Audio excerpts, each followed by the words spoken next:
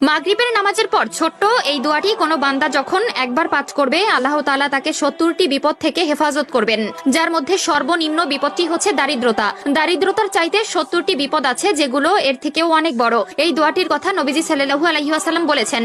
তিনি বলেন, কোনো বান্দা যখন বিপদের মধ্যে পড়বে, মুসনাদে আহমদের বর্ণনা এসেছে, কোনো বান্দা যখন বিপদের মধ্যে পড়বে তখন যদি বিপদে পড়ার পর সে এই দোয়াটি পড়বে, পড়ার সাথে সাথে আল্লাহ তাআলা তার প্রতি ধেয়ে আসা ৭০টি বিপদ থেকে তাকে রক্ষা করবে।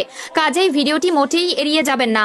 আমাদের মধ্যে এমন অনেকে আছে যাদের বিপদ পিছু ছাড়ে না, সব সময় দুর্ঘটনা, অনটন এবং দারিদ্রতা লেগেই থাকে। কোনো কিছুতেই যেন তাদের সংসারে উন্নতি আসে না, কিন্তু ছোট্ট এই একটি দোয়ার মাধ্যমে সেই ঘরটি হয়ে উঠবে একটি ফুল বাগিচার মতো সুন্দর রূপে। প্রিয় দর্শক, অবশ্যই ভিডিওটি শেয়ার করে দিবেন সকল মুসলিম ভাই বোনদের মধ্যে, যারা এই ছোট্ট আমলটি করে নিজেদের জীবনকে আরো সুন্দরময় করে তুলতে পারবে। হতে পারে আপনার একটিমাত্র শেয়ারে যদি কেউ উক্ত আমলটি শেখে এবং নিজ জীবনে কায়েম করে, তবে শুধু সে নয়, তার উপকার পাবেন আপনিও। কাজেই ভিডিওটি শেয়ার করে দিবেন। মাগরিবের নামাজের পর ছোট্ট এই আমলটি এতটা মারাত্মকভাবে আমাদের জীবনে প্রভাব ফেলে তা হয়তো অনেকেরই অজানা। এমন অনেকে আছে যাদের এই দোয়াটি সম্পূর্ণ মুখস্থ আছে, তবে তারা এই দোয়াটির ফজিলত সম্পর্কে না জানায় এর প্রকৃত আমল করতে পারে না। প্রতিনিয়ত আমরা আল্লাহ তাআলার কাছে নিজের বিপদ মুক্তি ও শান্তির জন্য কতই না দোয়া করে থাকি, তবে সকল দোয়া কিন্তু কবুল হয় না। কিন্তু ছোট্ট এই দোয়াটি এত পরিমাণ শক্তিশালী, কেউ যদি চলতি পথে এই দোয়াটি পবিত্র অবস্থায় নেক মনে আল্লাহর স্মরণে একবার পাঠ করে, তবে সেই বান্দার আমল নামায় ৭০ লাখ নেকি জমা করা হবে এবং বান্দার করা ৭০ লাখ গুনাহ মাফ করা হবে। দোয়াটি হচ্ছে লা ইলাহা ইল্লাল্লাহু ওয়াহদাহু লা শারীকা লাহু লাহুল মুলকু ওয়া লাহুল হামদ ওয়া হুয়া আলা কুল্লি শাইইন কদির।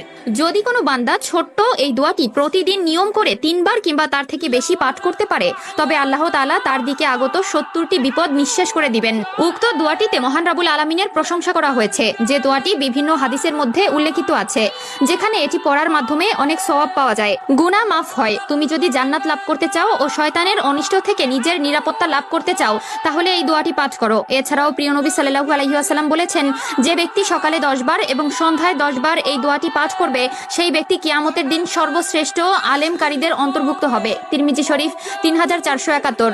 এছাড়াও সহিহ মুসলিমের 2693 নম্বর হাদিসে উল্লেখ করা আছে, যে ব্যক্তি এই দোয়াটি 10 বার পাঠ করবে, সে 4 জন দাস মুক্তি করার মতন সওয়াব পাবে।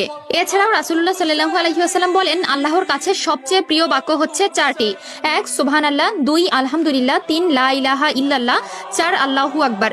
কাজেই উক্ত দোয়াটি যাদের আগে থেকেই মুখস্থ ছিল, তারা অবশ্যই একবার আলহামদুলিল্লাহ কমেন্ট করবেন।